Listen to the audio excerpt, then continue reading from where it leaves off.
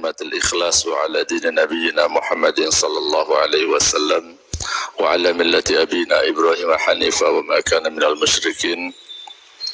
Radina billahi rabba wa bil islam dina wa bi Muhammadin sallallahu alaihi wasallam nabiyya wa rasula. Rabbana la ilma lana illa ma 'allamtana fa'allimna ma yanfa'una. Rabbana zidna ilman nafi'a warzuqna fahma. Allahumma ja'alna min ahli al-Qur'an wa min hafadhatil Qur'an. Alhamdulillah jamaah sekalian, hari ini kita sudah memasuki bulan Syawal dan berarti kita masuk tanggal 3 Syawal, dan nampaknya masjid ini mungkin yang pertama kali memulai pengajiannya Pak ya. Artinya kebanyakan masjid seringkali libur ya, mungkin sekitar beberapa hari itu Idul Fitri, tapi ini alhamdulillah langsung gitu ya. Saya mengucapkan taqabbalallahu minna wa minkum, ja'alanallahu wa iyyakum minal aidin wal faizin. Semoga Allah Subhanahu wa taala menerima semua amal ibadah yang sudah kita lakukan dan memberikannya balasan yang berlipat ganda insyaallah, amin ya rabbal alamin. Dan ja'alanallahu wa iyyakum minal aidin wal faizin. Kalau minal aidin wal faizin artinya apa? Artinya ja'ala Allah minal aidin wal faizin sendiri artinya apa? Mohon maaf lahir batin deh. Itu pinter-pinternya orang Indonesia ya, membuat sajak ya.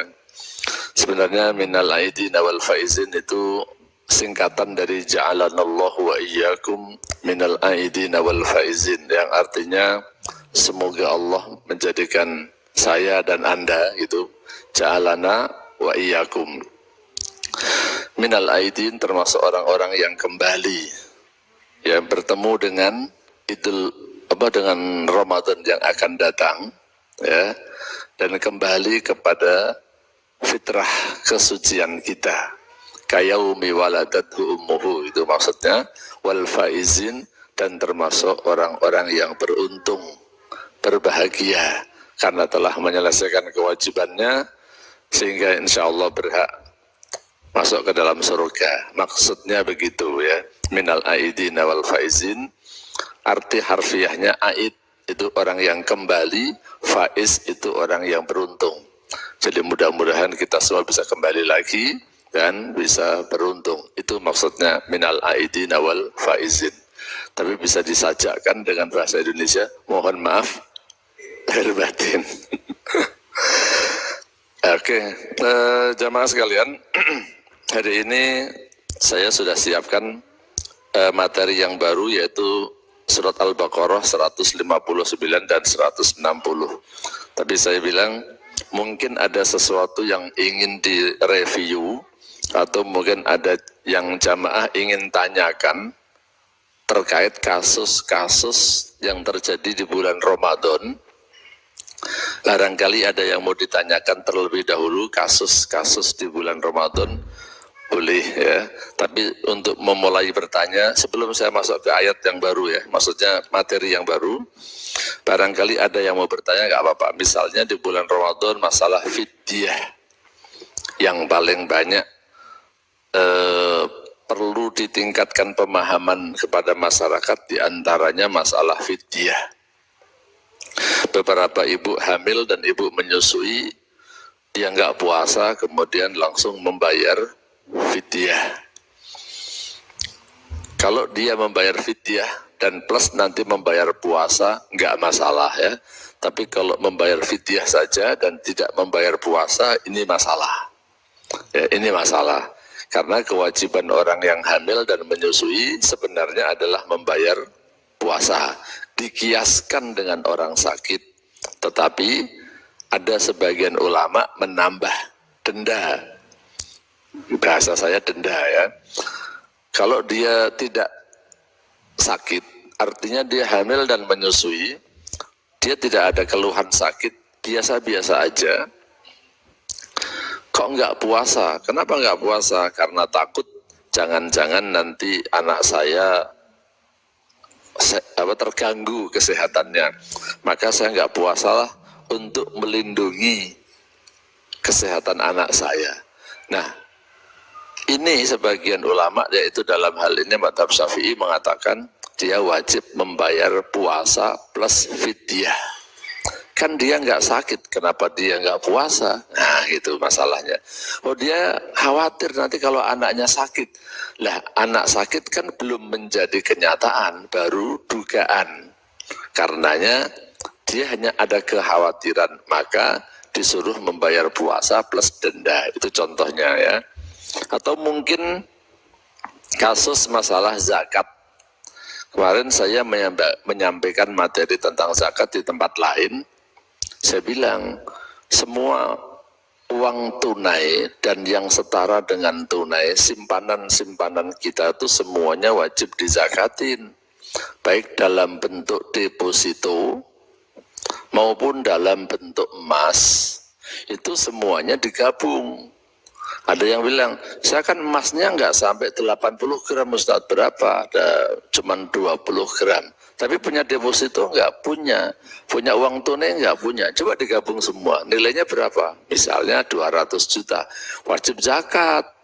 Walaupun emasnya cuman nggak senilai 20 juta. Kenapa Ustaz? Ya emas dengan uang itu sama aja. Di zaman Nabi nggak ada rupiah. Adanya emas, namanya dinar. Nah sekarang alat tukar pakai dinar dilarang sama pemerintah. Kita boleh punya dinar, tapi tidak sebagai alat tukar. Alat tukarnya rupiah. Menggunakan dinar sebagai alat tukar di Indonesia dilarang, nggak boleh Pak. Bapak bisa ditangkap ya. Adalah contoh yang sudah diperkarakan. Dia membuat satu komunitas pembayarannya pakai dinar, nggak boleh. Karena alat tukar resmi di Indonesia, alat pembayaran hanya rupiah. Aturannya begitu. Nah, uang rupiah itu sebenarnya sama dengan dinar, sama dengan emas nilainya, fungsinya di zaman Nabi. Jadi emas dengan rupiah digabung jadi satu. Kalau sudah mencapai nisab, ya dikeluarkan zakatnya. Bahkan saya tambahkan, kalau Bapak ikut unit link asuransi, ya, asuransi unit link, itu juga dimasukkan. Ada yang bingung, kok dimasukkan Ustadz? Kan unit link bukan menjadi milik kita. Kata siapa? Coba baca pasal-pasal asuransinya. Unit link itu adalah tabungan kita, cuman tabungan jangka panjang gitu loh. Kalau tabungan di bank itu sehari-hari Bapak bisa ambil. Kalau deposito nunggu jatuh tempo maksimal 1 tahun. Aturannya begitu Pak. Ya, tapi kalau unit link itu bisa 20 tahun, bisa 25 tahun. Tapi kalau Bapak mau ambil hari ini bisa. Ya bisa. Tapi nanti kata tukang asuransinya, ya ibaratnya Bapak menanam pohon, belum mateng sudah mau diambil, nanti hasilnya sedikit Pak, gitu. Jangan protes. Oleh asuransi Bapak disarankan ngambilnya nanti aja setelah umur 55 tahun, itu supaya harapannya hasil investasinya lebih gede. Tapi intinya unit link itu termasuk simpanan kita yang bisa diambil. Ya, kalau menurut saya itu dikeluarkan zakatnya juga dari nilai tunainya saja. Nilai tunainya masih berapa? Digabung dengan deposito, digabung dengan emas yang kita miliki. Nah, totalnya berapa? Jika mencapai 1 nisab, totalnya dikeluarkan zakatnya minimal 2,5%. Ini contoh saja ya. Barangkali ada yang mau bertanya dulu, kasus-kasus di bulan Ramadan yang harus diselesaikan pada bulan ini. Ada yang mau nanya Pak? Sebelum kita masuk pelajaran baru. Ada, silakan. Waalaikumsalam warahmatullahi wabarakatuh. Assalamualaikum warahmatullahi wabarakatuh. Ustaz, menyambung yang tadi Ustaz sampaikan tentang fidyah, saya mungkin pernah mendengar, makanya butuh klarifikasi dari Ustaz, terkait dengan wanita hamil. Ada pendapat yang mengatakan bahwa kalau ada pendapat yang lebih ringan gitu Ustaz. Jadi wanita hamil itu kalau diwajibkan untuk bayar puasa, tahun ini dia menyusui, tahun depan dia hamil lagi, tahun depannya menyusui lagi, dan berulang terus gitu. Ada pendapat yang mengatakan bahwa untuk wanita hamil dibolehkan hanya sebatas membayar fidyah. Nah itu apakah punya dasar yang kuat, Ustaz? Oke, kalau Assalamualaikum. ibu hamil dan menyusui yang mengatakan membayar fidyah saja itu, maaf, kayaknya pendapat ulama-ulama, ustadz-ustadz lokal di sini aja. Kalau kita rujuk ke madhab Syafi'i, Hambali, Hanafi, ulama-ulama internasional sih nggak ada ya. Lawang yang sakit aja disuruh membayar puasa, apalagi yang hamil dan menyusui. Sakit itu orang tidak kepingin, Pak. Nah kalau hamil tuh kepingin atau hamil tuh nikmat bukan sakit ya, karena orang tuh kepingin punya anak ya kan. Kalau masalah sekarang hamil tahun depan ya kan nggak mungkin selamanya kan masih ada waktu nanti. Kapan, yang penting dia catat berapa hari dia tidak berpuasa begitu. Ya, jadi kalau yang mengatakan hamil dan menyusui pendapat yang meringankan itu, maaf saya bilang pendapat salah paham. Karena dia pakai ayat yang di atas itu yang sebenarnya sudah mansukh. Yang wa'alal ladzina yutiqunahu fidyatun ta'amu miskin itu sudah mansukh dengan ayat di bawahnya. Syahrul Ramadan alladzi unzila fihil Qur'anu hudan linnasi wa bayyinatin minal huda wal furqan faman syahida minkum asy-syahra falyasumhu. Pada ayat yang sebelumnya yang ya ayyuhalladzina amanu kutiba alaikumus syiyam kama kutiba alal ladzina min qablikum, itu kan sebenarnya membahas kewajiban perintah puasa sebelum Ramadan. Setelah ayat berikutnya faman syahida minkum asy-syahra, kalau itu bicara tentang Ramadan. Nah, kalau Ramadan siapapun yang ketemu wajib berpuasa. Enggak ada lagi kata-kata wa alal ladzina yutiqunahu. Ya kan ayatnya kemarin kita bahas di situ. Jadi tidak ada kalau hamil menyusui itu terus membayar fidyah saja, itu enggak ada, itu salah paham. Memang saya pernah mendengar ada seorang ustadzah begitu menjelaskan, wah, tapi saya tegur, saya kasih tahu panitianya enggak boleh itu. Kalau puasa saja masih ada, karena dia dikiaskan dengan orang yang sakit, ya. Dikiaskan dengan orang yang sakit. Kalau masalah pendapat sih sebenarnya memang berseliweran banyak sekali ya pendapat-pendapat, tapi pendapat yang berdalil maksud saya. Nggak ada sebenarnya yang mengambil ringannya saja, bayar fidyah saja enggak, tapi puasa saja enggak apa-apa. Tapi kalau pakai madhabnya orang Indonesia, madhab Syafi'i, memang harusnya puasa plus fidyah. Ini kalau pakai madhab mayoritas Indonesia yaitu Imam Syafi'i. Begitu Pak, tentang ya meringankan boleh, tapi menurut saya jangan terus asal meringankan tapi tanpa ada landasan yang bisa dipertanggungjawabkan. Begitu tentang fidyah. Dan menurut saya juga, alhamdulillah saya punya anak 5 ya, dan punya cucu 2. Pada umumnya istri saya ketika hamil dia tetap puasa, hanya beberapa hari saja dia tidak puasa ketika dia sudah tidak kuat ya.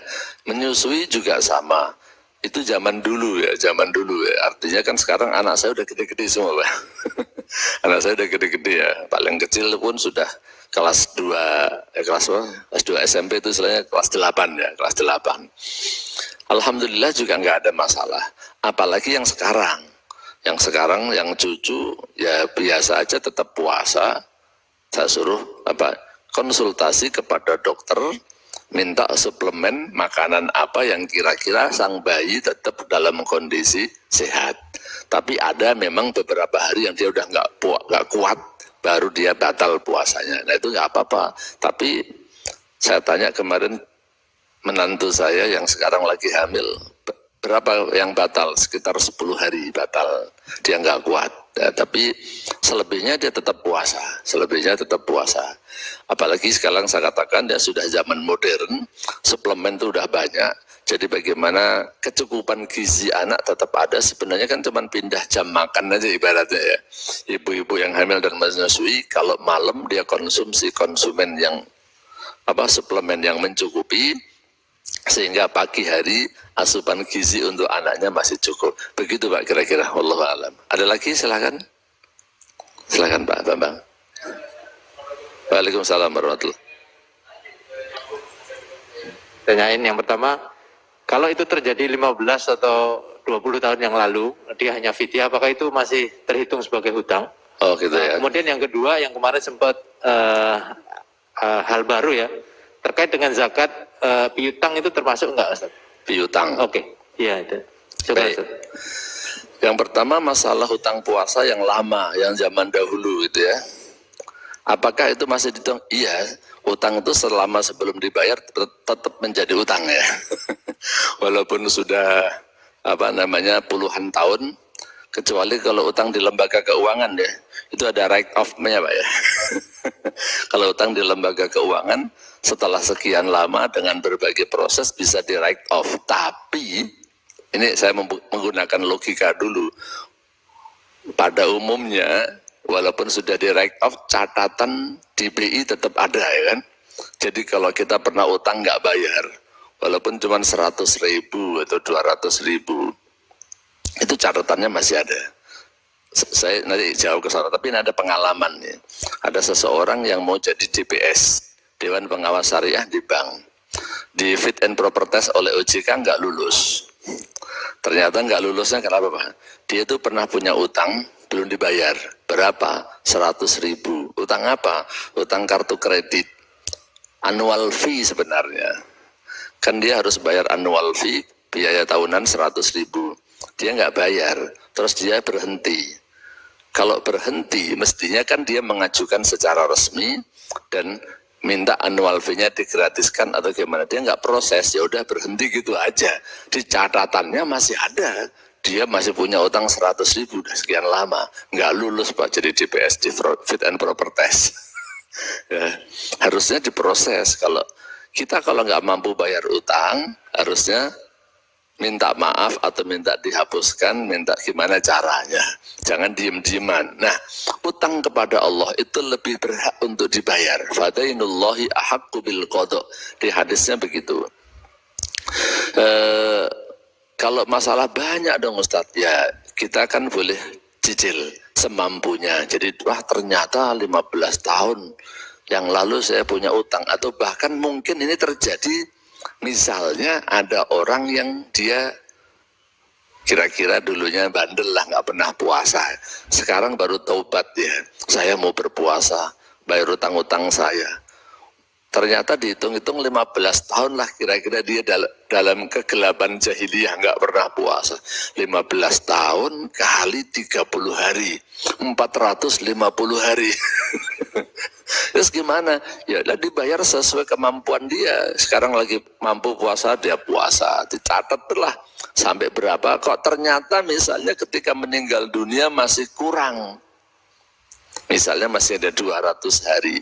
Nah di sini ada beberapa pendapat. Ada hadis di dalam Sahih Muslim yang mengatakan man soma wa alaihi siyamun soma anhu waliyuhu. Siapa yang meninggal dunia dan dia masih punya hutang puasa, maka walinya atau ahli warisnya berpuasa menggantikan orang itu. Tapi juga ada yang mengatakan, ditafsirkan ya boleh diganti dengan fidyah. Kan dia udah mati, masalahnya udah nggak mampu, sama dengan orang yang sakit kemudian dia mati, itu kan. Dia bukannya nggak mau, tapi dia mau cuman nggak sampai umurnya itu loh. Itu kan pakai fidyah. Nah itu bisa dibayarin puasa, bisa dibayarin fidyah. Kalau sampai mati dia tidak mampu membayarnya, tetapi hitungannya puasa itu tetap harus dibayar. Begitu Pak Bambang ya. Yang kedua tentang zakat piutang. Piutang itu sebenarnya ada dua, ada piutang lancar dan piutang tidak lancar, ya kan? Kalau piutang yang lancar, misalnya aja Pak Bambang utang saya itu ya. Pak Bambang utang saya, apakah saya membayarkan zakatnya atau tidak? Pertanyaan saya, piutang pada orang itu termasuk aktiva aset saya atau bukan Mbak? Aset kan?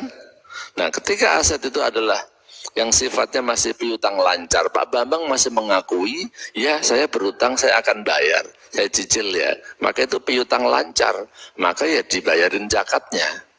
Cara ngitungnya adalah gini Pak, berapa total aset kita, kekayaan kita secara keseluruhan, dikurangin ya utang-utang kita. Jadi kita membuat laporan kayak laporan keuangan gitu.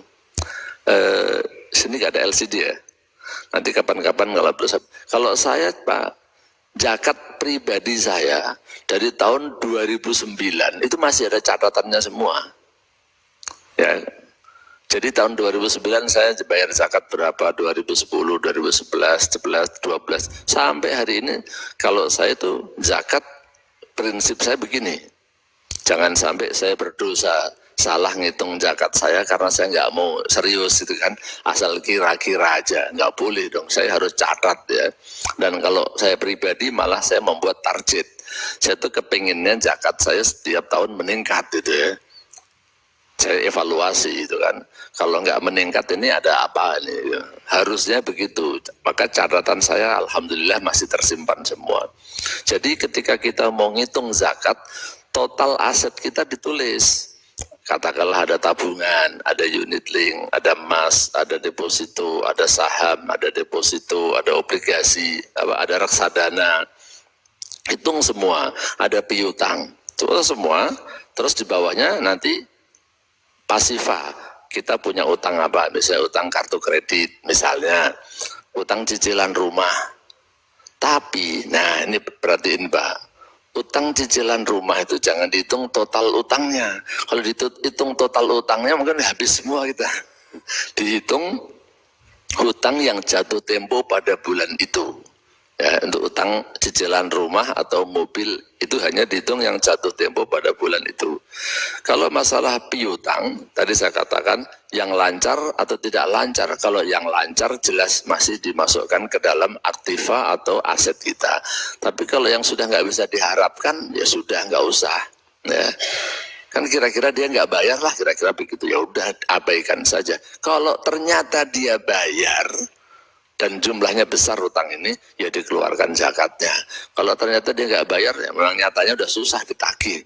Kalau ditagih galakan dia masalahnya. Kan seringkali orang utang piutang begitu Pak. Nah itu nggak usah dimasukkan kalau dia piutangnya tidak lancar, maksudnya udah susah ditagihnya. Kira-kira begitu Pak Bambang. Cukup jelas ya? Ada lagi silakan. Silakan Pak. Silakan silakan Pak, biar kita pecahkan permasalahan-permasalahan di bulan Ramadan ya. Gitu.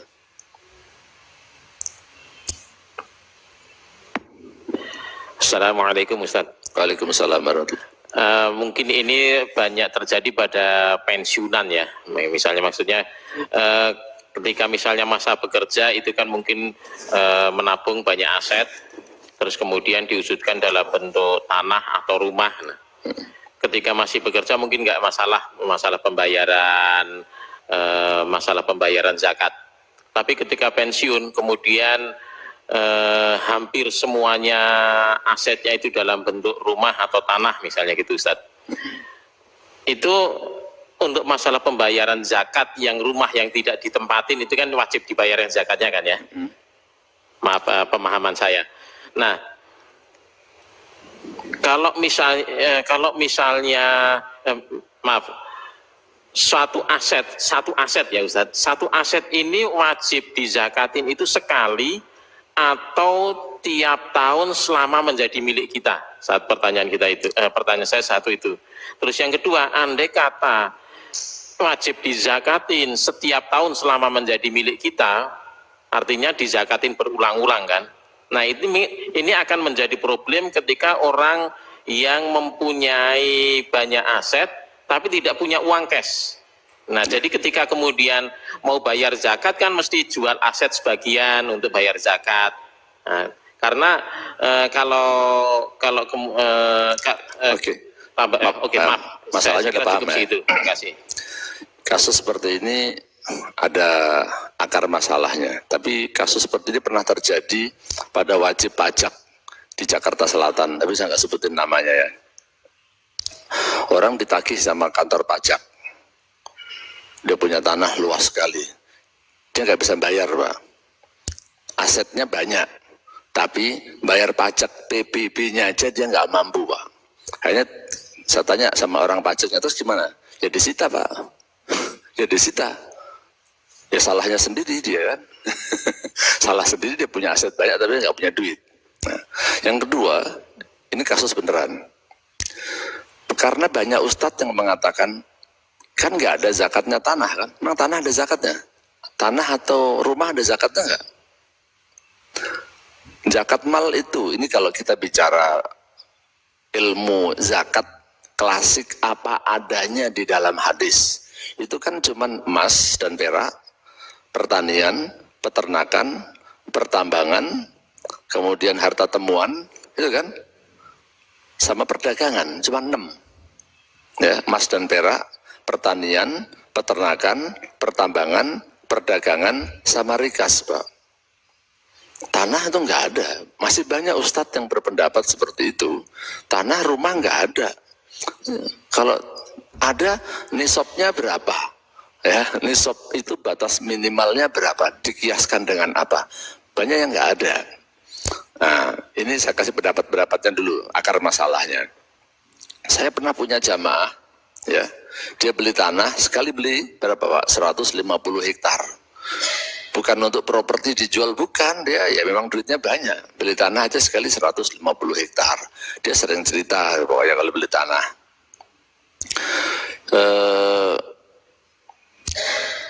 Ini permasalahan-permasalahan. Jadi menurut saya begini, ini larinya.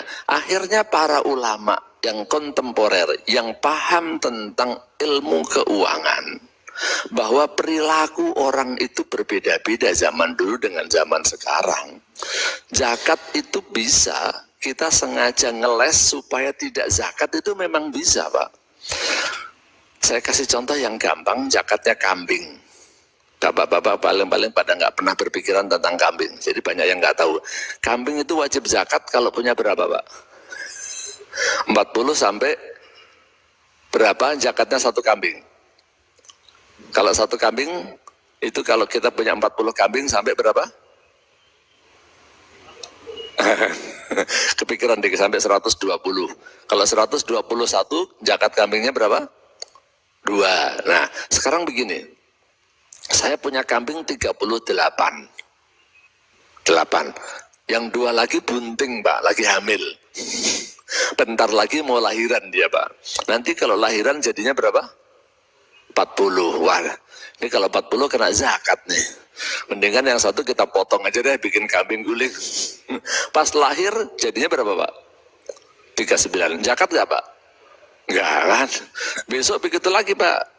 Pas 39 ada 2 lagi bunting. Nanti kalau lahir jadi 41. Kalau gitu yang 2 kita jual aja deh, jadiin duit. Pas lahir jadinya 39 lagi. Zakat nggak? Gak pernah zakat kan? Bisa nggak Pak itu? Boleh nggak?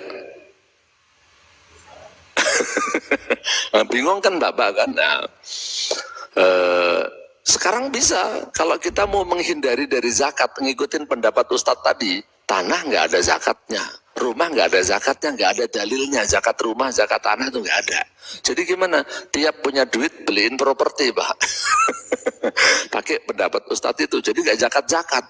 Sampai tanahnya sampai saya pernah ketemu pengusaha. Saya tanya, Pak, total aset sekarang berapa, Pak?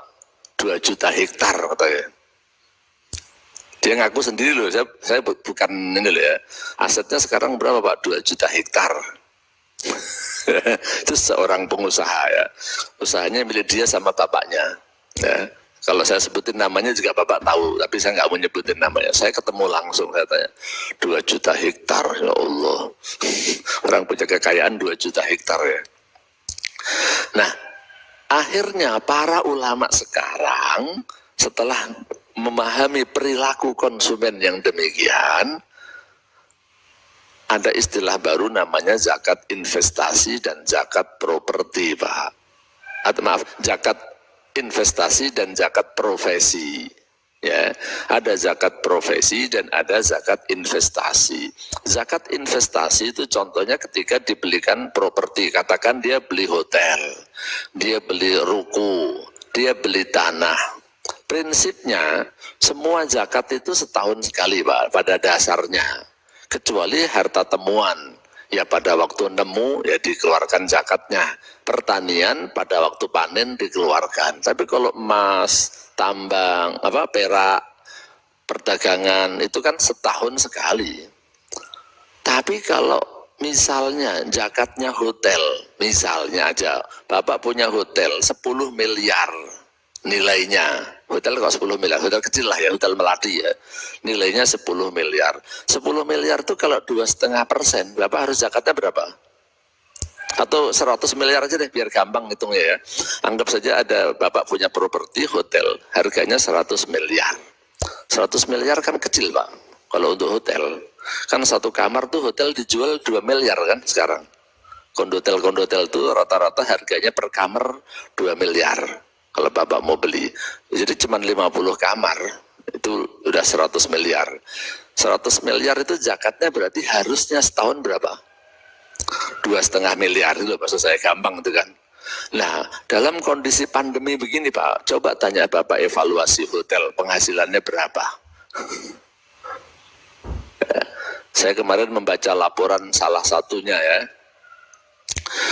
investasi 2 miliar, 1 bulan cuma dapat 2 juta Pak. Hotel ya, per 2 miliar cuma dapat 2 juta. Dalam kondisi pandemi ini saya bicara. Jadi kalau 200 miliar itu cuma dapat berapa? Jadi 2 miliar, tadi kan saya ngomong 100 ya. Kalau katakanlah dia punya 50 kamar itu 100 miliar, dapatnya sebulan 2 juta. Setahun cuma 24 juta. Kalau kali 50 kamar dia cuma dapat berapa itu? 1,2 M Pak ya. Dia disuruh bayar zakat 2,5 M, kira-kira gimana Pak? Penghasilannya cuma 1,2 M, disuruh bayar zakat 2,5 miliar, kira-kira gimana? Kalau zakat properti itu dihitung dari nilai propertinya, aslinya kan begitu. Ini akan memberatkan, orang nggak sanggup. Dan orang akhirnya tidak mau berbisnis seperti ini. Kenapa? Dia harus dipungut zakatnya dari nilai hotelnya. Sehingga apa? Dalam masalah zakat investasi seperti ini, para ulama membuat, ini ijtihad ya, ini ijtihad dari ulama-ulama ahli zakat kontemporer, dikeluarkan zakatnya 2,5% dari hasilnya. Kalau modelnya kontrakan, sewaan, hotel. Tapi kalau sifatnya dia beli tanah, tidak untuk jual beli, beli didiamkan terus. Beli terus didiemin, terus jadi apa-apain. Ya dikeluarkan zakatnya 2,5% pada saat terjual. Pada saat terjual, bukan dari keuntungannya, tapi dari total aset. Harusnya kan dia bayar tiap tahun. Ini karena disimpan dalam bentuk tanah, ya dia bayarnya pada waktu laku aja. Itu sudah diringankan Pak. Kalau mau pendapat aslinya, ya karena dia itu sebenarnya kan dagang. Kalau saya bilang investasi itu sebenarnya adalah bisnis, cuman bisnis jangka panjang. Bahasa investasi itu kan sekarang. Hakikatnya kalau kita beli saham kan sebenarnya kita beli perusahaan. Itu investasi. Kita beli properti kan mau kita jual lagi kan Pak. Kan sebenarnya kan dagang. Atau kita beli properti kan kita mau sewakan. Itu kan namanya dagang juga. Harusnya kalau dagang 2,5% dari harta dagangannya kan begitu. Tapi para ulama sudah ngasih keringanan. Yaudah kalau begitu zakat investasi properti itu 2,5% dari hasilnya. Kalau memang ada cash flow-nya, tapi kalau dia itu hanya mengandalkan capital gain, ya 2,5% dari total harga ketika terjual, begitu Pak. Tapi kalau saya kritik dulu, itu juga merupakan yang Bapak ceritakan pada waktu dia masih aktif beli properti, begitu pensiun dia nggak punya duit. Ini sih salah dalam ilmu keuangan saya bilang. Karena tidak harusnya di dalam berinvestasi itu nggak boleh begitu ya. Maaf kalau model orang Cina, dia nggak mau semuanya di properti. Kenapa? Nanti kalau ada huru hara repot dia mau pergi ke luar negeri, balik lagi ya. Sebagiannya emas Pak. Kalau ada apa-apa tinggal bawa emasnya. Kalau orang pribumi ya maunya tanah. Tapi kalau sampai dia punya tanah sehingga bayar pajaknya atau bayar zakatnya aja nggak bisa. Ini jelas salah dalam pengelolaan investasinya. Karena dalam teori investasi nggak boleh meletakkan telur dalam satu keranjang, ya, nggak boleh, karena properti itu kan tidak liquid, ya. Sehingga kalau Bapak menjual, maaf ya, Bapak investasinya tanah aja, properti aja, Bapak udah tua, pas mau mati ngejualnya nggak bisa, terus gimana Pak? Akhirnya yang menikmatin properti kita siapa? Anak cucu. Kira-kira kalau warisan tuh properti banyak lagi, biasanya bikin anak-anak kita gimana? Sejahtera atau makmur?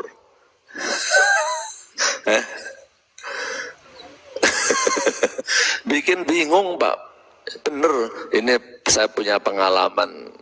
Bagi kalau properti itu susah. Tanah misalnya, anak cucu atau anak sama, pokoknya ahli warisnya banyak. Kita mau baginya gimana? Mau dikasih yang depan apa yang belakang? Itu jadi bingung Pak. Kita mau bagi ya, kamu bagian sini yang depan. Kok enak kamu yang depan, saya maunya yang depan aja dong. Rebutan depan sama belakang Pak. Mau bagi jual itu kan kalau ada yang beli. Jual tanah itu kan susahnya setengah mati kan. 2 tahun, 3 tahun diumumin gak ada yang beli Pak. Repot lagi itu Pak. Sementara ada keluarga yang miskin, butuh, bener-bener butuh. Ada keluarga yang nggak butuh, artinya duitnya masih banyak.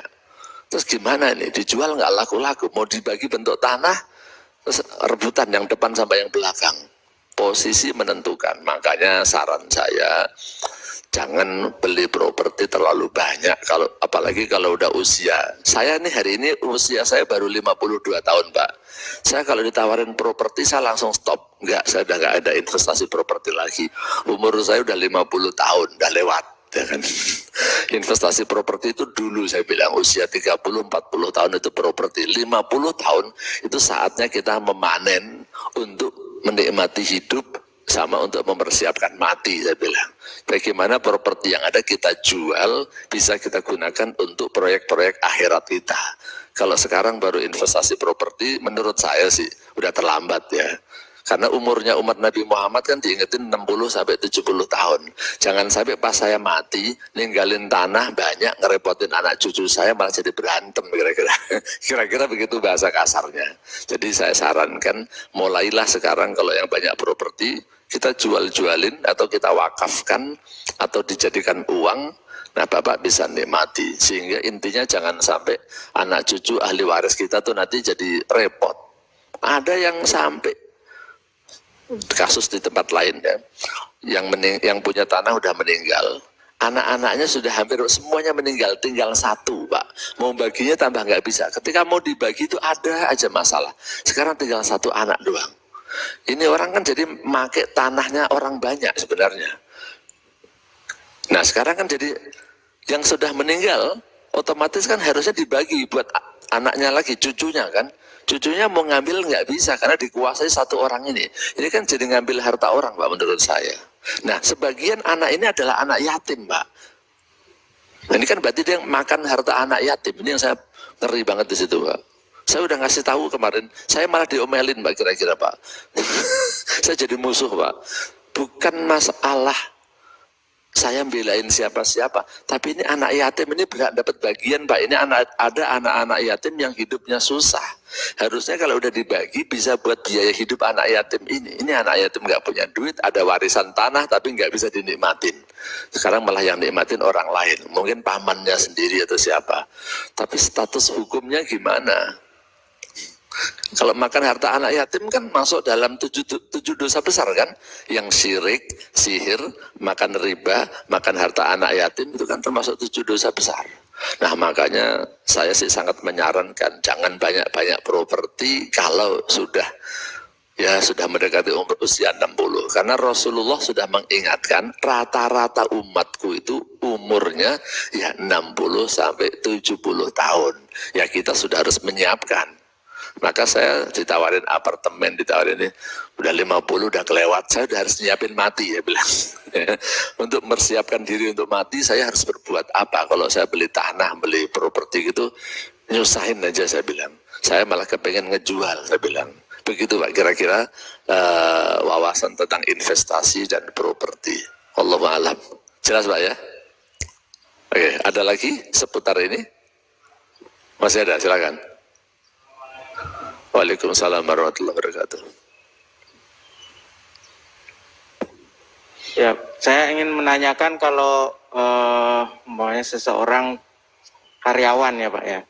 Kalau di kita kan ada iuran yang dipungut seperti jam sostek gitu Pak. Nah itu kan dikumpulin juga. Nah itu apakah masuk dalam aset gitu Pak untuk zakat Pak? Oke.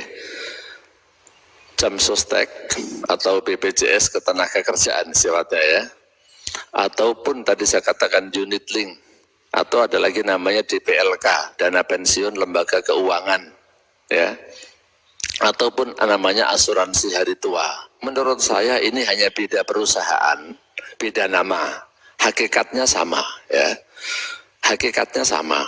DPLK, dana pensiun lembaga keuangan, kemudian BPJS Ketenagakerjaan, kemudian reksadana, unit link, itu sifatnya semua adalah lembaga keuangan yang mengelola investasi.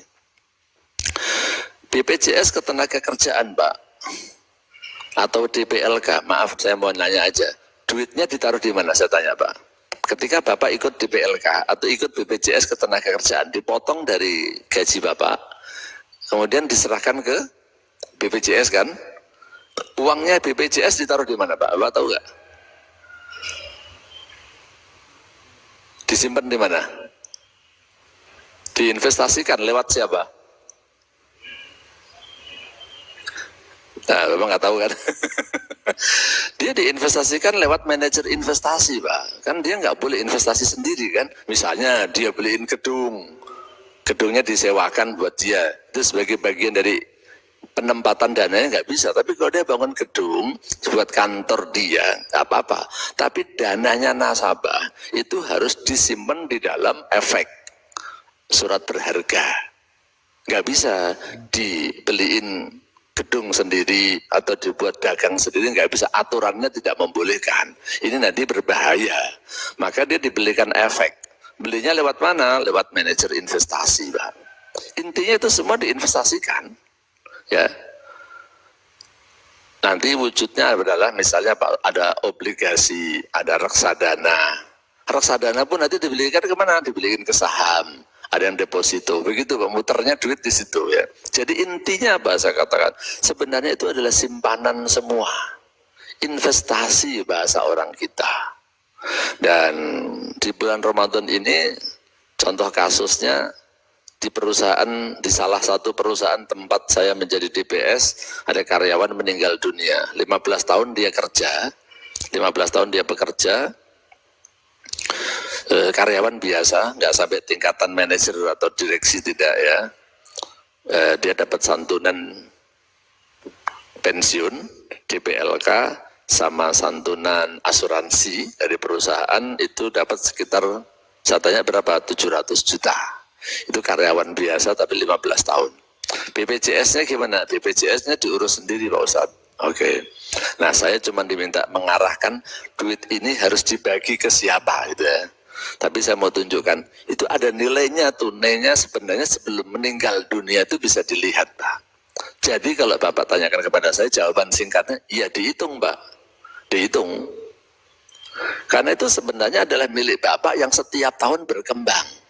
Dan Bapak bisa melihat. Ada orang, Pak, itu nggak bisa diambil Pak, kata siapa nggak bisa.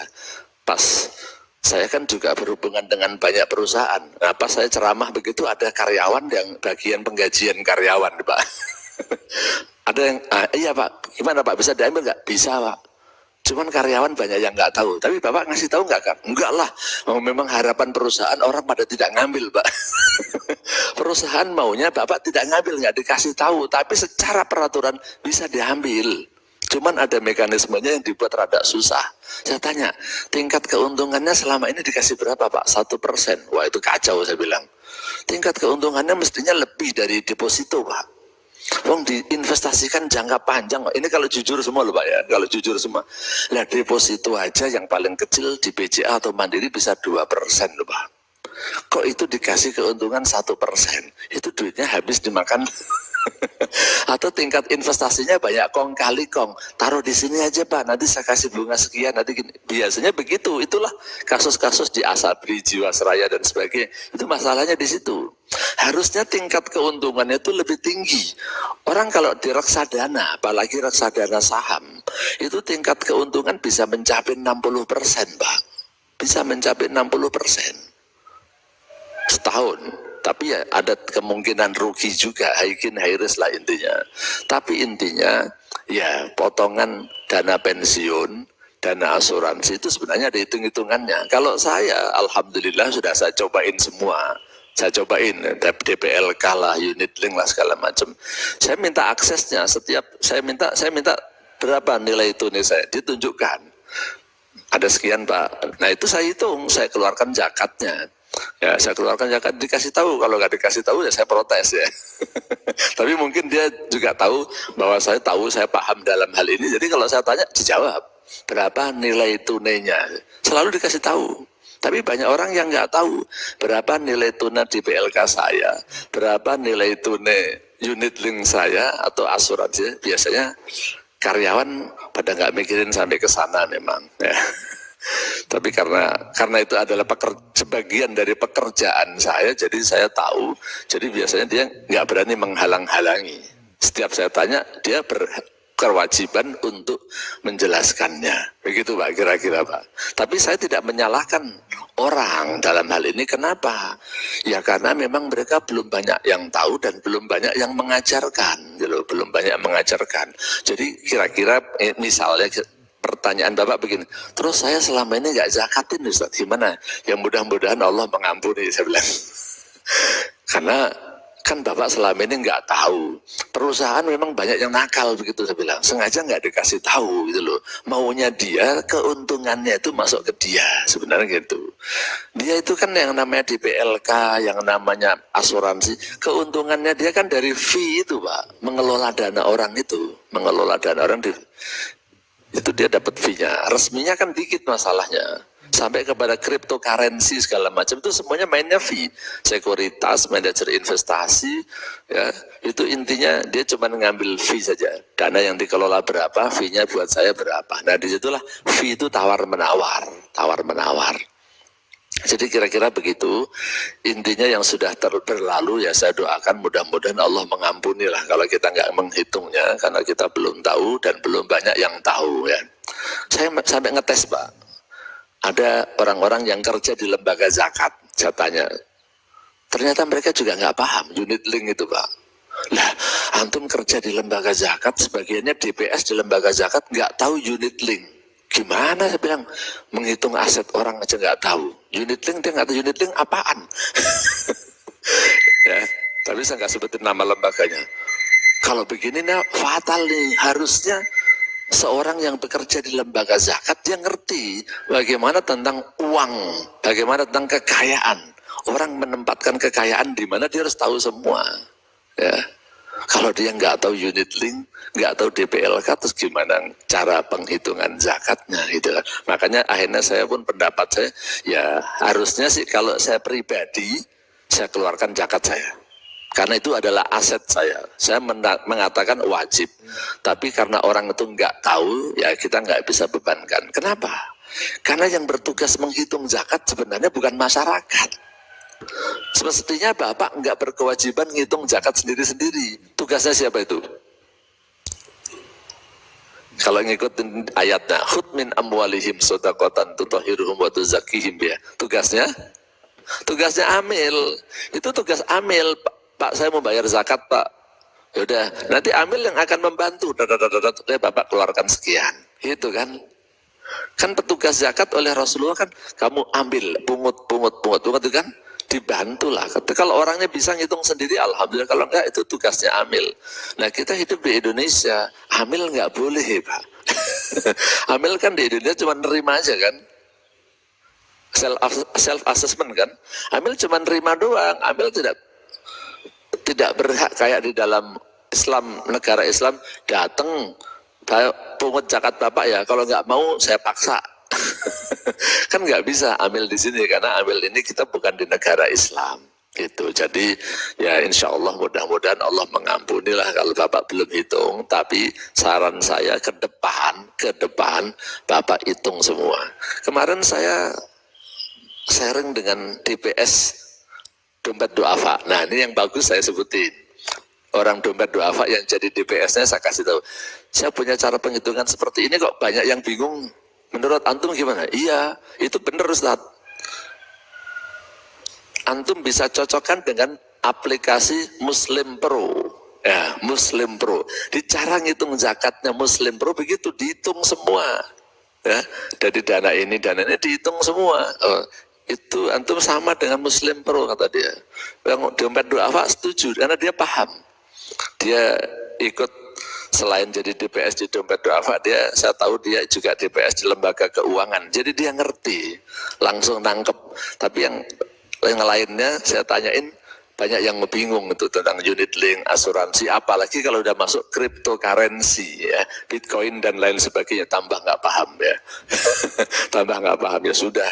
Ya saya mengatakan ya kalau ustadznya aja banyak nggak paham, apalagi masuk masyarakat, saya bilang dosa kalau nggak zakat. Saya kok takut juga mau mengatakan begitu ya.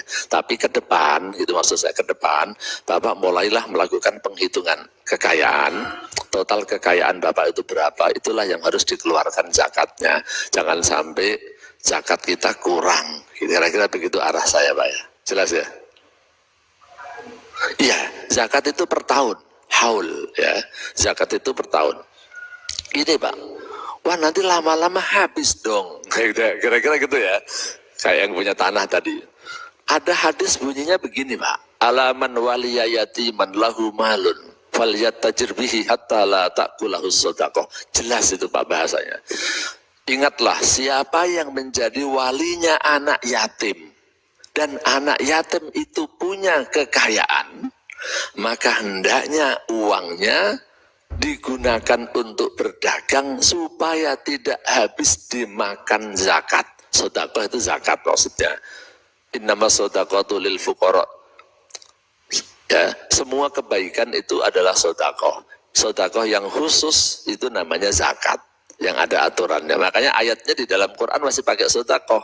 Khudh min amwalihim shadaqatan. Innama shadaqatu lil fuqara wal masakin wal amilina 'alaiha wal mu'allafati qulubuhum, itu kan pakai sedekah kan. Jadi anak yatim pun kalau dia punya warisan banyak, ya, dianjurkan kepada walinya kalau bisa gunakan untuk dagang. Supaya apa? Jangan sampai harta anak yatim ini nanti habis karena zakat. Misalnya begini loh, dia punya kekayaan warisan 100 juta. Harus dikeluarkan zakatnya setiap tahun kan Pak? Tahun ini dikeluarin 2,5 juta. Tinggal berapa? 97.500. Tahun depan dikeluarin lagi mungkin 2.300.000. Karena kan 2,5% kali 97,5 kan. Nanti tinggal kira-kira 95 juta. Terus, nah kalau 20 tahun atau 10 tahun lama-lama tinggal berapa? Maka harus pandai-pandai harta anak yatim ini dikelola sedemikian rupa. Memang harus, konsepnya kan gitu. Al-Quran juga menyatakan kailayaku nadulatan bainal agniya'i minkum, supaya kekayaan itu tidak hanya berputar di antara orang-orang yang punya duit saja. Orang yang tidak pernah punya duit juga harus kecipratan. Caranya apa? Dari zakat itu. Jadi zakat itu tidak ada perselisihan pendapat untuk perdagangan uang dan perak, emas dan perak itu zakatnya setahun sekali. Aslinya zakat itu setahun sekali, mirip persis dengan pajak. Ya, pajak Bapak punya tanah, Anda kena PBB, pajak bumi dan bangunan. Bayarnya berapa Pak? Setahun sekali kan? Nah, setahun sekali. Tapi kalau ada tambahan pajak, namanya apa? Pajak PPN, penjualan. Berapa kali?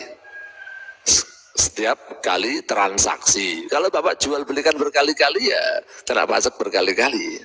Nah, itu PPN yang sekali. Tapi kalau pajak PBB-nya setahun sekali.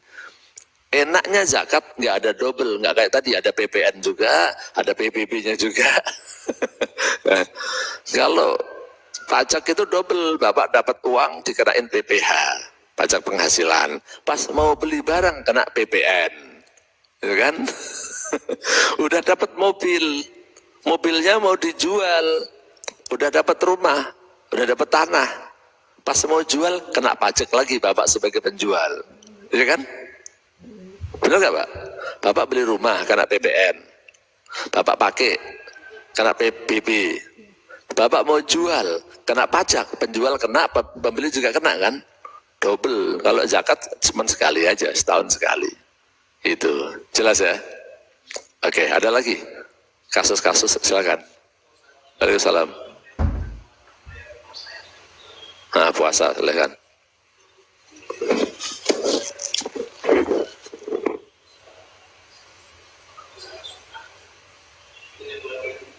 Oh gitu ya. Oke, bayar utang puasa sambil puasa sunnah, ya bisa nggak itu? Jawabannya nggak bisa, ya. Karena yang wajib itu harus berdiri sendiri. Kalau yang sunnah dengan sunnah bisa Pak. Ya, misalnya nih, Bapak puasa Daud pas hari Senin. Nah, niat puasa Senin Kamis juga, niat puasa Daud juga nggak apa-apa. Puasa Syawal. Nanti hari Senin, Kamis saya puasa. Puasa apa ini? Puasa Syawal juga, puasa Senin, Kamis juga. Nggak apa-apa. Tapi kalau yang wajib, harus berdiri sendiri. Saya puasa Ramadan, ya Ramadan aja, jangan niat puasa Daud ya. Yang puasa qadha kan wajib. Puasa qadha itu sama dengan puasa Ramadan kan.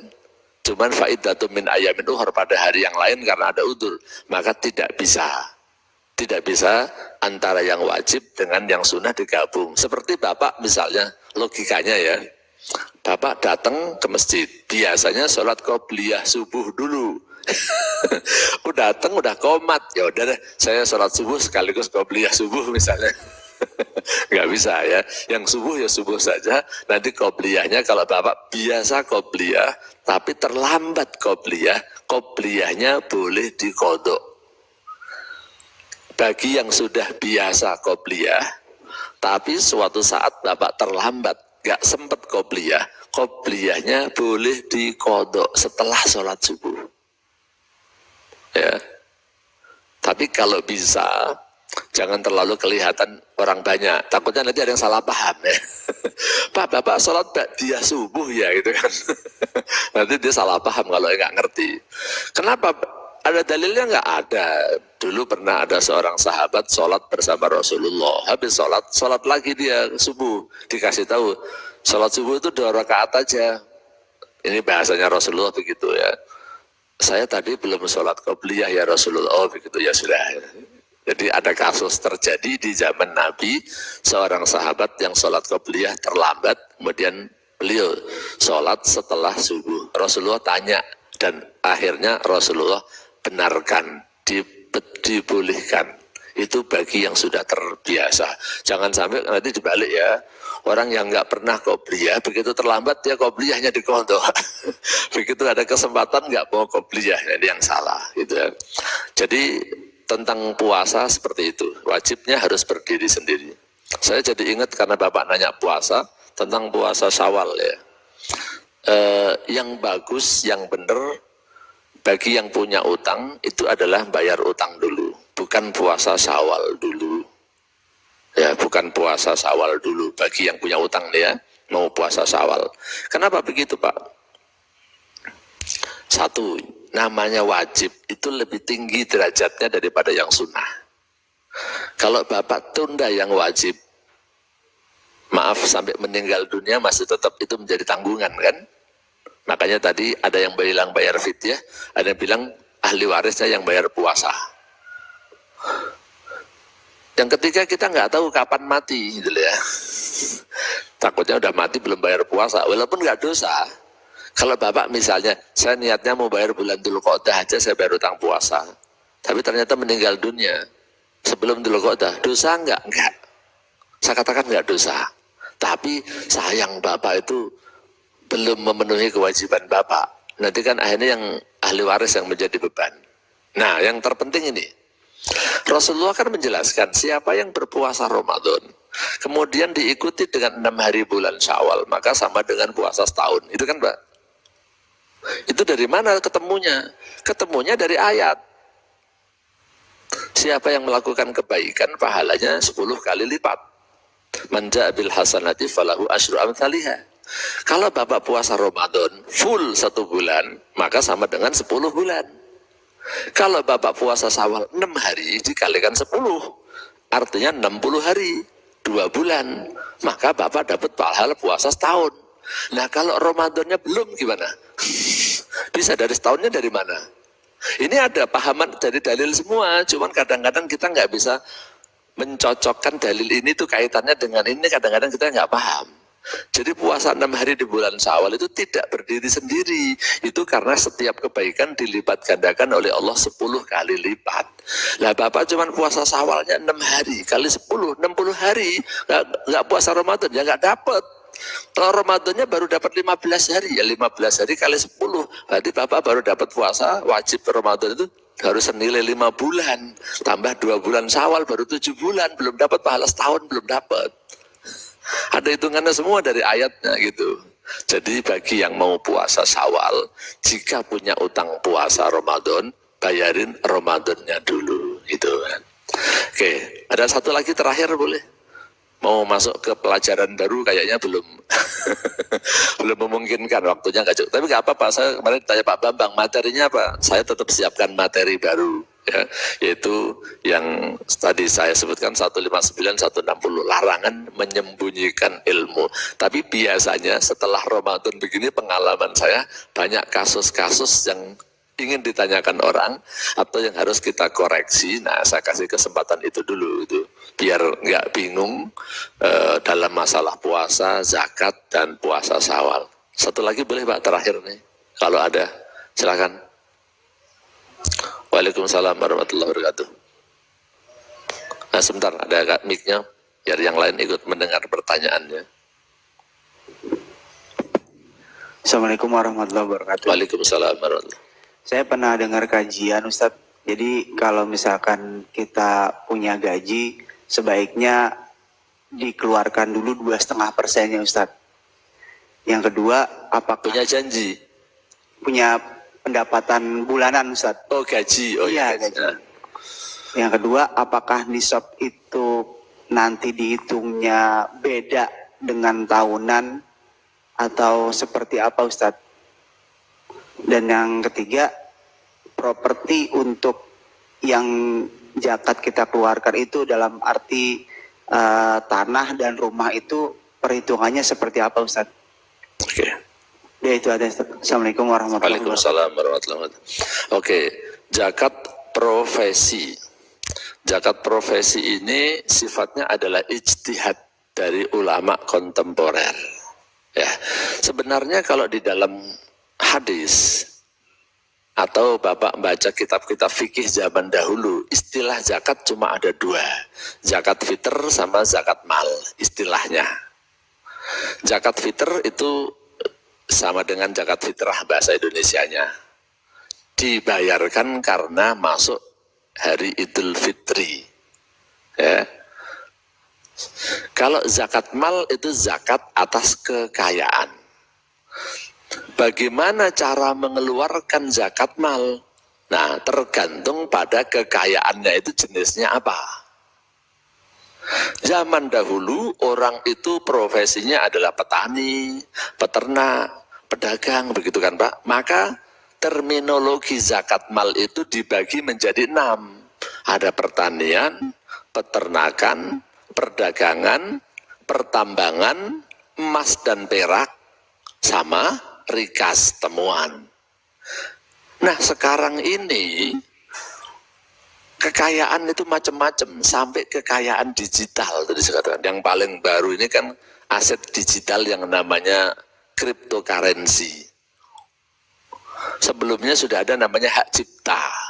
Itu kekayaan yang baru. Hak cipta itu kekayaan itu bukan Pak? Bapak ngarang buku. Bapak ngarang buku ya. Kalau di bukunya dicetak oleh orang lain tanpa bilang ke Bapak gimana kira-kira? Enggak seneng kan? Penelitiannya mahal lagi misalnya buku tentang apa ya. Ini kan Bapak punya kekayaan atas intelektual. Ini kekayaan juga. Gimana cara zakatnya? Gitu kan? Ini masalah-masalah baru. Nah, begitu pula dengan pekerjaan, profesi. Zaman dulu nggak ada yang namanya konsultan, nggak ada, Pak. Ya. Petani ada. Nah, petani, Pak, itu kalau dia panen, kira-kira ya, saya ambil hitungan-hitungan bulat ya, 700 kilo aja, Pak. Dia panen padi, beras, 700 kilo. Dia udah wajib zakat, Pak. Padahal beras itu sekilo berapa sih? Anggap saja yang lumayan dah ya, 15.000. 15.000 udah bagus kan, Pak? Sekilo kan? Kali 700 kilo, nilainya berapa, Pak? 10.500.000, ya kan? Panen itu berapa bulan, Pak? Dia bisa panen?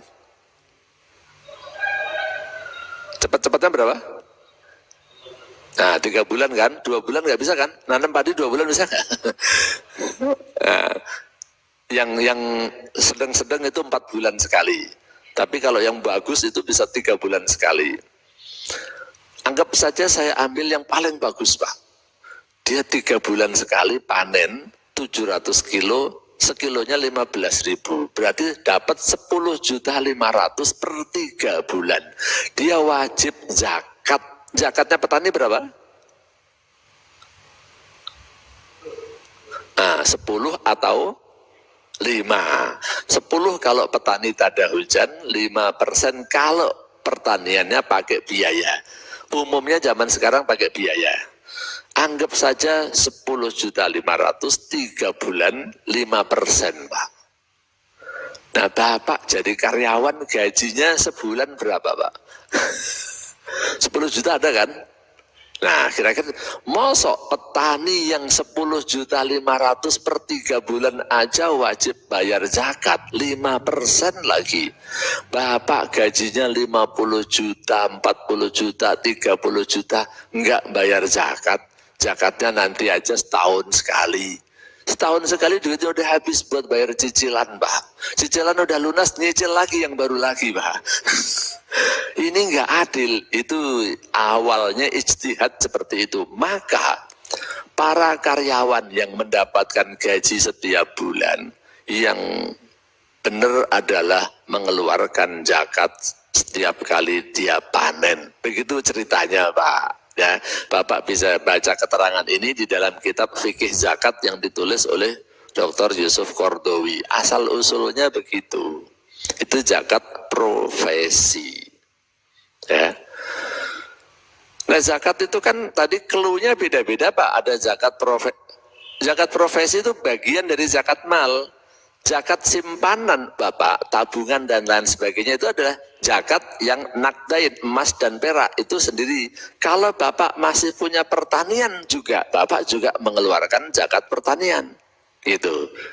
Tapi yang sudah Bapak keluarkan zakatnya, Bapak nggak perlu double dalam 1 tahun. Artinya, dari penghasilan Bapak sudah dikeluarkan zakat profesi, gitu kan? Maka uang yang sudah Bapak keluarkan zakat profesinya, pada tahun itu Bapak tidak wajib mengeluarkan zakat sebagai simpanannya, nggak wajib. Kan belum 1 tahun yang ini kan Bapak sudah bayarkan zakatnya dalam bentuk zakat profesi itu. Paham, Pak ya? Cuman prakteknya bingung orang. Terus sekarang saya, Pak, nah, sekarang saya punya kekayaan 1 miliar. Sebagian ya tahun ini sudah saya zakatin dari zakat profesi, sebagian belum. Gimana ngitungnya, Pak? Bapak punya simpanan A, B, C, D, deposito, reksadana, saham, dan lain-lain, totalnya 1 miliar. Sebagian itu baru Bapak dapatkan tahun ini. Sudah keluarkan zakat profesinya. Tapi ada yang belum, ini ada yang simpanan tahun dulu, Pak. Nah, Bapak ngitung zakatnya gimana? Halo? Gimana, Pak? Bingung juga kan? Ini perlu workshop berarti Pak Bambang. Bukan ceramah, itu perlu workshop. Jadi, kalau Bapak melakukan pembukuan seperti yang saya lakukan, masalahnya gampang. Tahun Ramadan kemarin, contoh doang nih Pak, ya ini bukan angka saya sebenarnya. Misalnya Ramadan kemarin, saya punya aset, kekayaan saya misalnya aja biar gampang ya, 1 miliar. Terus sekarang saya jadi karyawan, setiap bulan udah saya keluarkan zakatnya.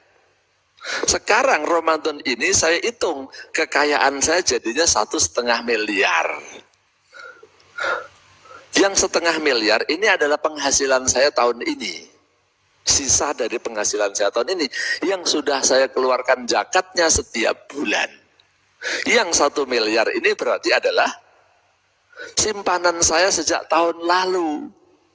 Ya kan? Berarti zakat profesinya saya sudah keluarkan setiap bulan. Nah sekarang saya mengeluarkan zakat simpanan saya berapa? 1 miliar saja. Karena yang 1,5 miliar ini adalah baru saya dapatkan dalam kurun waktu 1 tahun berjalan ini. Yang 1 miliar itu udah lama. Itu kalau Bapak melakukan pembukuan dengan baik. Nah pertanyaannya Bapak lakukan enggak itu loh. Makanya kalau saya katakan tadi saya ada catatan saya semua. Di laptop saya ini masih ada dari tahun 2009 masih ada. Saya kalau ngasih kajian tentang zakat biasanya saya tunjukkan tapi harus saya blok dulu angkanya Pak, jangan sampai kelihatan angkanya. Saya tunjukkan bagaimana saya melakukan pencatatan itu dari tahun 2009. Saya tahu zakat saya berapa dari tahun 2009 sampai sekarang. Dan saya punya keinginan, cita-cita, minta pada Allah, kepinginnya tahun depan saya bisa zakat sekian. Itu. Saya nggak nanya penghasilan, saya nggak minta kepada Allah supaya penghasilan saya meningkat, nggak sih. Saya minta kepada Allah supaya zakat saya meningkat itu aja. Nanti Allah yang ngatur sendiri otomatis. Ya, kalau saya minta zakat saya meningkat, otomatis nanti Allah yang ngatur penghasilannya meningkat Pak. Kalau zakatnya meningkat pasti penghasilannya meningkat, betul kan Pak? Makanya nggak usah mikirin penghasilan, mikirin zakat kita aja gitu. Jelas Pak ya tentang zakat profesi tadi. Yang kedua zakat properti Pak ya, Bapak tanyakan tadi ya. Zakat properti ya tadi saya katakan.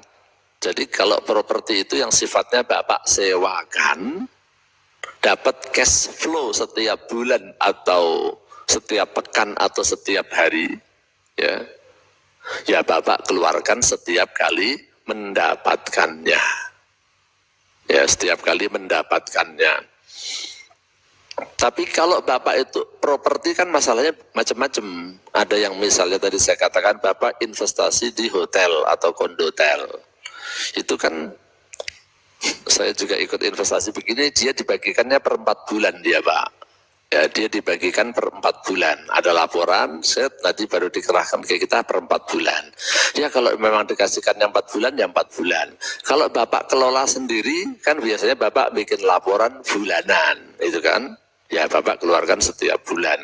Bapak misalnya mainnya harian, model-model apa? Traveloka atau apa itu ya, yang dititipkan Red Door, Oyo gitu. Saya harian Pak, kadang sehari dapat, kadang nggak dapat. Ya udah Bapak mau harian silahkan, tapi repot itu aja dalam pembukuannya ya.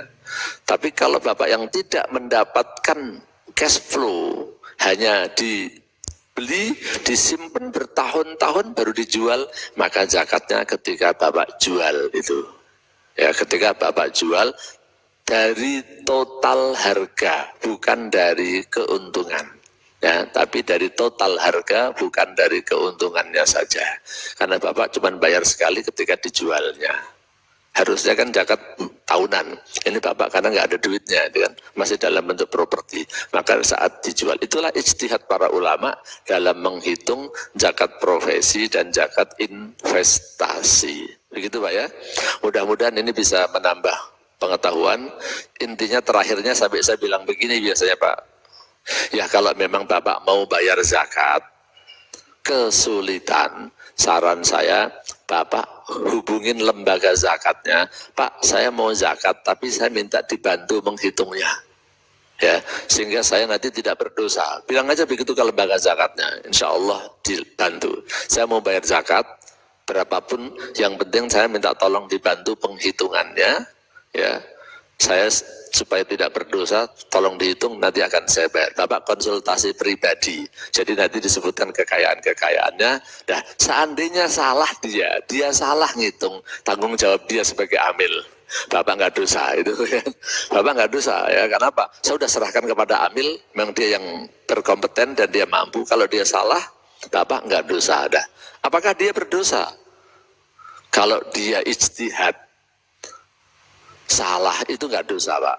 Ya, di dalam hadis disebutkan orang kalau berijtihad sesuai dengan kapabilitasnya, kalau benar dapat 2 pahala, kalau salah dia dapat 1 pahala. Serahkan pada ahlinya. Saran saya begitu, ya. Saran saya begitu. Jadi supaya Bapak nggak terlalu bingung mikirin nanti dosa saya gimana ya zakatnya begini ya, supaya Bapak tidak khawatir ya, Bapak tidak khawatir. Intinya sih saya katakan gimana kita zakat dengan benar, jangan sampai ini ditagih sama Allah. Dan zakat itu kan nggak ada kaitannya dengan Ramadan. Pak, Ramadan kemarin saya salah ngitungnya Pak, kurang, tambahin sekarang. Gak ada masalah. Enggak, udah terlambat. Enggak, zakat itu bukan kaitannya dengan Ramadan kok ya. Zakat itu kan kaitannya dengan haul kita masing-masing. Ya, haul kita masing-masing, bukan dengan bulan Ramadan yang harus dibayarkan bulan Ramadan, tidak. Ya, itu zakat. Jadi kalau salah, silakan Bapak hubungi lembaga zakat. Di sini ada Pak Bambang, ada lembaga zakatnya enggak? Belum sampai ke bergabung ke lembaga amil zakat yang lain belum ya? Oh belum ya. Kalau boleh tahu zakat malnya kemarin dapat berapa? 92 juta. Nah kayak begitu tuh menurut saya perlu dikoreksi Pak. Artinya perlu edukasi yang lebih banyak. Soalnya Pak Bambang kan mungkin tahu kompleks saya ya. Kompleks saya itu penduduknya 250 KK yang muslim. Totalnya 300 KK yang tinggal di dalam kompleks saya. Total rumahnya ada 384 rumah. Kemarin zakatnya itu dapat, ini laporan dari ini, 119.399.000 ya. Kalau zakat fitrahnya dapat 1,7 ton. 1,7 ton ya, itu zakat malnya dapat 119 juta karena semua zakat fitrah kalau di tempat saya semua diwujudkan dalam bentuk beras. Yang bayar dalam bentuk uang pun kita belikan beras, kemudian kita bagikan dalam bentuk beras untuk fitrahnya. Kalau di sini maksud saya orangnya banyak, 2,6 ton. Nah, berarti kan jumlah jiwanya lebih banyak kan? Jumlah jiwanya yang berzakat fitrah di sini pun lebih banyak. Di saya cuma 1,7 ton dari 250 KK ya. 250 KK. Kalau di sini dapat fitrahnya 2,7 ton. Berarti kan yang zakat ke sini lebih banyak. Jadi ada potensi zakat malnya mestinya lebih besar. Itu maksud saya. Karena dengan zakat fitrah 1,7 ton di saksi saya bisa dapat 119.399 untuk zakat malnya. Ya, berarti ini ada potensi lebih besar ya. Nah nanti mungkin perlu penyuluhan lebih sering-sering lah mengedukasi jamaah tentang zakat yang benar. Kalau masyarakatnya ngitung zakatnya sudah benar seperti yang saya ajarkan tadi, insya Allah zakatnya banyak. Karena banyak yang nggak bisa cara ngitungnya. Itu masalahnya. Jadi saya tidak mau menyalahkan, tapi bagaimana kita meningkatkan kualitas keislaman kita dan kualitas zakat kita. Demikian kurang lebihnya, mohon maaf udah kelewat. Harusnya jam 6.10 tadi ya, masuk suruk, ini udah jam 6.25. Saya mohon maaf sekali lagi, taqabbalallahu minna wa minkum. Saya mohon maaf lahir batin, dan mohon maaf juga kajian hari ini rada molor.